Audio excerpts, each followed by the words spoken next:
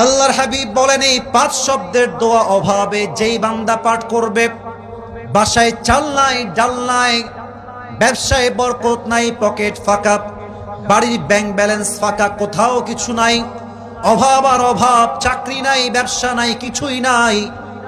এই 5 শব্দের দোয়া যেই বান্দা পাঠ করবে, সঙ্গে সঙ্গে আল্লাহ রাব্বুল আলামিন তার জীবনের সমস্ত অভাবকে তার গায়েবী খাজানার থেকে দূর করে দিবেন। কোন সবাই সুবহানাল্লাহ।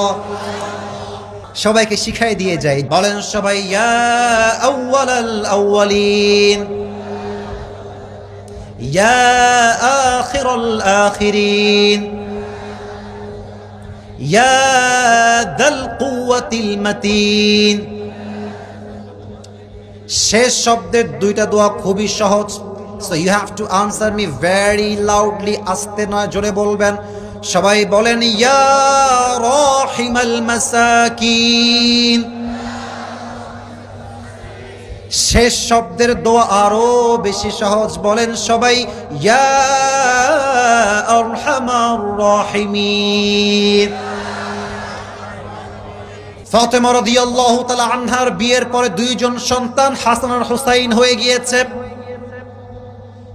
হঠাৎ করে ঘরে এত বেশি অভাব, চাল নাই, ডাল নাই, ভাত নাই, কিচ্ছু নাই, পুরো ঘরটাই ফাঁকা হয়ে গিয়েছে। আব্বাকে ডাক দিয়ে বলো, আব্বা জান, 3 দিন যাবত আমিও না খাওয়া, আমার স্বামী আলীও না খাওয়া, পুরো পরিবারটা না খাওয়া অবস্থা, কিছু খাবার দেন আমাকে।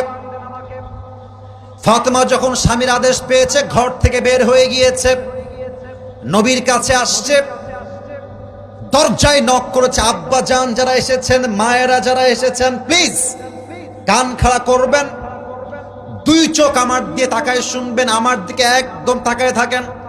এসেই দরজায় নক দিয়েছে, আব্বা জান। কিন্তু নবীর অভ্যেস ছিল, ফাতেমার পক্ষ থেকে যখন গেটে আওয়াজ আসতো, জাস্ট আওয়াজ শুনলে নবীজি বুঝতেন যে আমার দরজায় ফাতেমা এসে দাঁড়িয়ে আছে। নবীজি এসে দরজা খুলে দিয়েছেন। ফাতেমা, তোমার চেহারা বিষণ্ণ কেন মা? জলদি বাসায় আসো, বাসায় আসো। ফাতেমার ডান হাত ধরে, আমার ডান হাত দেখা যায়? কথা না বললে বুঝি কেমন করে, দেখা যায়? ডান হাতটা ধরে নবীজি ঘরে নিয়ে আসছেন। ফাতেমা, মা বসো।